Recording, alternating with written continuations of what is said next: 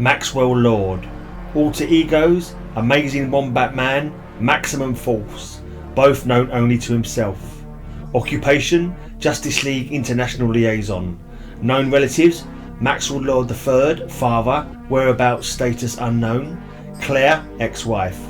Group affiliation, Justice League International.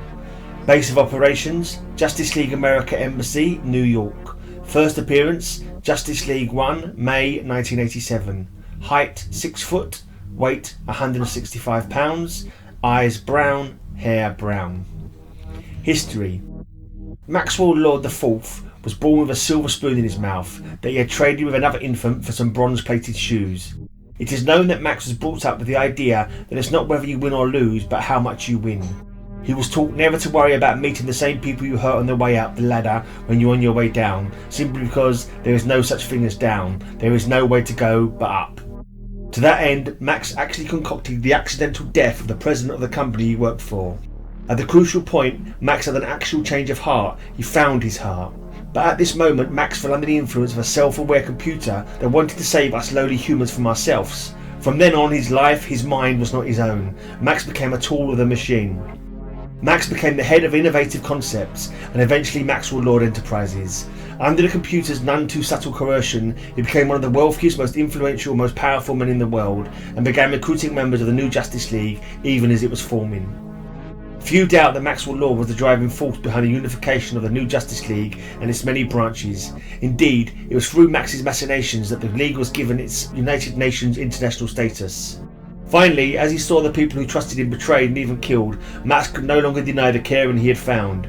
At the risk of his life, he asserted his will against the computer, and on that day, Maxwell Lord, heartless, conniving pond scum, was virtually gone forever, replaced by the seemingly heartless, seemingly conniving, seeming pond scum we know today. Max is not altruistic, nor is he a turn the other cheek humanitarian. He's practical, logical, and blunt. He'll give you his opinion whether you want it or not. Maxwell Lord is, however, the backbone, the sternum, and undoubtedly the spleen of the Justice League. He does all the major hiring, firing, and assignments for the League. Those who know Max personally say they don't really know Max personally, as he keeps pretty much to himself, handling personal crises alone. They will tell you that beneath that gruff exterior lies a gruff interior. If there's a personnel problem, his door is always closed. If one of the Leaguers needs a shoulder to cry on, he knows the best place to hire someone and write it off.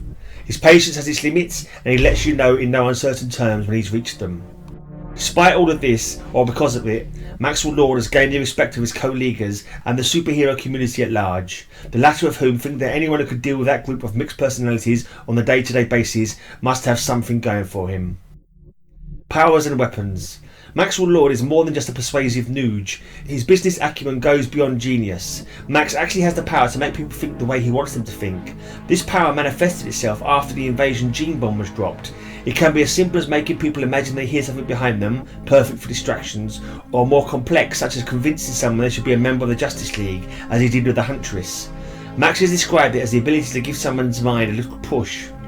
A side effect of Max's power is that every time he uses it, he gets a nosebleed.